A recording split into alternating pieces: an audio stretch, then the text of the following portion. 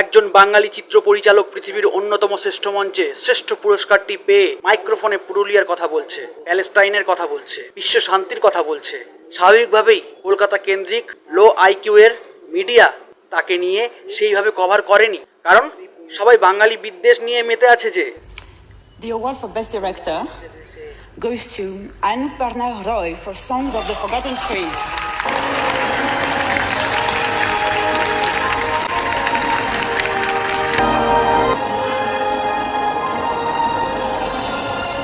Thanking the jury, the audience, the directors of the festival, everyone. I want to thank my producers who said yes to a film which was not fitted into the boxes of stereotype films. Ranjan sir, Anurag sir. পুরুলিয়ার নিতুড়িয়া ব্লকের নারায়ণপুর গ্রামের মেয়ে অন্নপূর্ণা রায় Venice আন্তর্জাতিক চলচ্চিত্র উৎসবে songs of forgotten trees ছবির জন্য শ্রেষ্ঠ পরিচালকের সম্মান অর্জন করেছেন।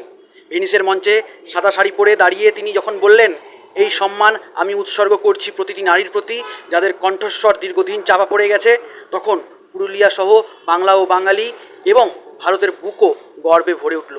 আন্তর্জাতিক মঞ্চে তার এই শ্রেষ্ঠ পরিচালকের সম্মান অর্জন আজ বাঙালি জাতির জন্য অনেক গর্বের। জয় বাঙালি, জয় বাংলা।